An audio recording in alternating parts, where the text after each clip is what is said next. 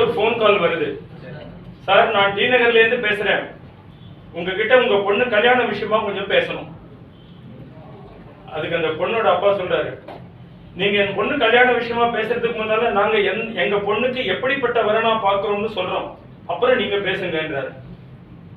Phone பண்ணவர் சொல்றாரு, sir கொஞ்சம் பொறுங்க, நான் என்ன சொல்ல வரேன்னா, பொண்ணோட அப்பா பேசவே விடல, நீங்க ஒன்னும் சொல்ல வேணாம், நான் சொல்றத முதல்ல கேளுங்க, பிறகு நீங்க சொல்லுங்க.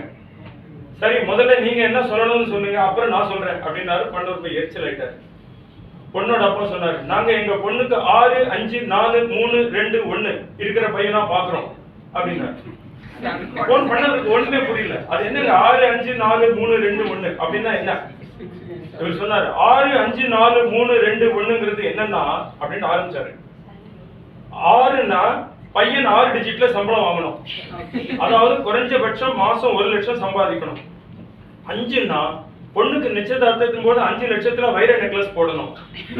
4னா 4 சக்கரம் உள்ள கார் 4 வீலர் பையன் பேர்ல வச்சிருக்கணும். 3னா 3 ரூம் உள்ள சொந்த பிளாட் பையன் பேர்ல இருக்கணும், பிளாட். 2னா பையனோட அப்பா அம்மா அடிஷனல் லக்கேஜ், பிறகு யாரும் கூட இருக்க கூடாது. 1னா கல்யாணத்துக்கு பிறகு என் பொண்ணு ஒரு குழந்தைதான் பெத்துப்பா, அதுவும் அவ விருப்பப்படும் போதுதான். அப்புறம் எங்களுக்கு எப்படி பையனை பிடிச்சதுன்னா, நீங்க பையனோட சேலரி சர்டிபிகேட் கொடுக்கணும், வைர நெக்லஸ் போடுறதுக்கு தகுதி இருக்கான்னு தெரிஞ்சுக்கிறதுக்கு டாக்குமெண்டரி ப்ரூஃப், பையனோட பேங்க் ஸ்டேட்மெண்ட் வேணும், பையன் பேர்ல இருக்கிற காரோட ஆர்சி சர்டிபிகேட், பிளாட்டோட ப்ராப்பர்ட்டி டாக்குமெண்ட்ஸ் காப்பி வேணும். மேலே சொன்ன விஷயங்கள் எல்லாம் உங்க பொண்ணுக்கு தன்னுடைய கல்யாணத்திற்கு போட்ட கண்டிஷன்களா? அப்ப அவர் சொல்றாரு, என் பொண்ணு சின்ன பொண்ணு சார், அவளுக்கு இதெல்லாம் தெரியாது, ரொம்ப வெகுளியா பழகுவா சார், இதெல்லாம் நாங்க போடுற கண்டிஷன்கள். ஒரே பொண்ணு ரொம்ப செல்லம் கொடுத்து வளர்த்திருக்கிறோம், புகுந்த வீட்டுல போய் கஷ்டப்படக்கூடாது என்பதற்காக நாங்க போடுற கண்டிஷன்கள் தான் இது.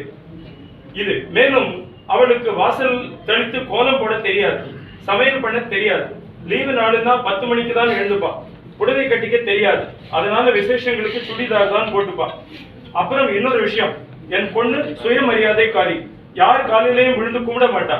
இதுக்கெல்லாம் நீங்க ஓகேன்னு சொன்னா மேற்கொண்டு என் பொண்ணு கல்யாண விஷயமா என் மனைவி உங்ககிட்ட பேசுவா. சார், எனக்கு நீங்க பேசின தலையே சுத்துது, இதுல உங்க மனைவி வேறையா? நான் என் பையனுக்கு வரேன் தேடவே இல்லை சார். அப்புறம் ஏன் பொண்ணு கல்யாண விஷயமா பேசணும்னு சொன்னீங்க? என்ன சார், எங்க பேச விட்டீங்க? என்ன, நான் டி நகர்ல இருக்கிற போலீஸ் ஸ்டேஷன் இன்ஸ்பெக்டர் பேசுறேன் சார். உங்க பொண்ணு இன்னைக்கு உங்க தெருவில் இருக்கிற மெக்கானிக் ஷாப் பக்கத்துல இருக்கிற ஒரு பையனை காதலிச்சு இருக்கிற கோயில்ல கல்யாணம் பண்ணிட்டு ஸ்டேஷனுக்கு வந்திருக்கிறான். நீங்க இந்த கல்யாணத்துக்கு ஒத்துக்க மாட்டீங்க. மேலும் நீங்க உங்க ஊர் ஜனத்தை கொண்டு கல்யாணம் பண்ணினா இவங்களை பிரிச்சுடுவீங்களா? அதனால அவங்க குடும்பம் நடத்துறதுக்கு போலீஸ் ஸ்டேஷன்ல ப்ரொடெக்ஷன் வேணும்னு வந்திருக்காங்க சார். என்னது அப்படின்னு கேட்டாரு. பொண்ணோட அப்பா மயக்க அடிச்சு விழுந்துட்டார்.